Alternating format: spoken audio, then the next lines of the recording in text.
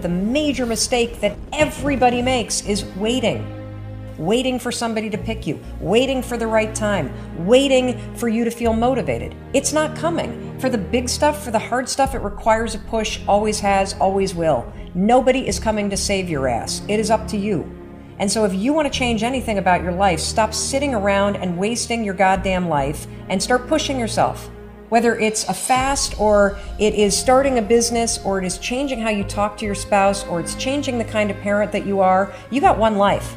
And all you need to do is turn on the freaking news and see the kind of that's going on in this world. It's both amazing and terrifying. You never know when your time is up. But I do know that you've got time right now to change things. And so the thing you should change is you should take 100% responsibility for your future. You should decide, what is it that you really want your life to look like? Because you only get one of them, and it's not going to start again. But you could start building your future right now. And that begins the moment that you realize that you're never going to feel like doing the things that are hard. You're never going to feel like stepping out of your comfort zone. And the second that you do, the second that you push through, you win.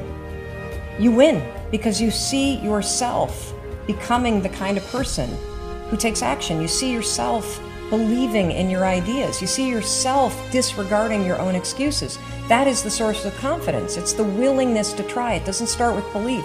It starts with the push. So do yourself a favor and stop thinking about all this stuff and stop commenting and push yourself. Do something. It is what it is. You know, we talk about overcoming objections, and a lot of times we don't know exactly what those objections will be.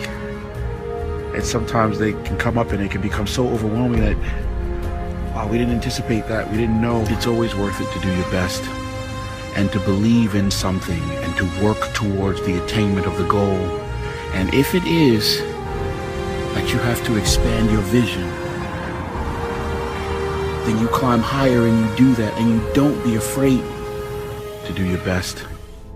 As Michelangelo said, if people knew how hard I worked to achieve my mastery, it wouldn't seem so wonderful after all.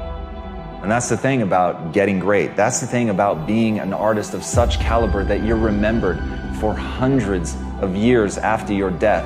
It is back-breaking work. It is a blinding amount of effort. It isn't about natural talent. That myth that some people are born with something that we celebrate so much is just that, a myth. You're born a lump of flesh. You can't hold your own head up. You may have predispositions, but that is a long way from actually crafting your ability until the point where it looks like magic. And that's the beauty of artistry, isn't it? That it's so unbelievable that you're more willing to believe that it was God-given, that they were anointed with it, than that they just worked their ass off.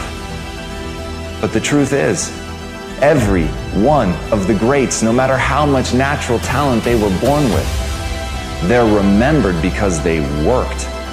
They are remembered because they did so much work. Because in that work is hardship.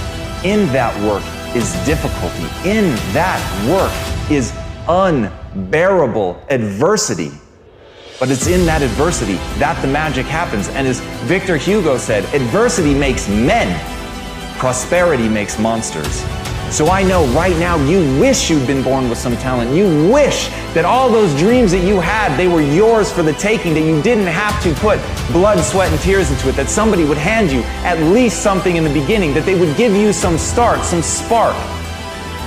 That's where the monster's created. If you really want to get hard, if you really want to get tough, if you want to get great, if you want to be unfucking touchable because no one can bend or break your vision of yourself, then you have to suffer.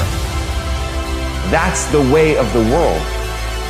And as Florence Nightingale said, I attribute my success to this: I never gave or took any excuse. And that's the secret.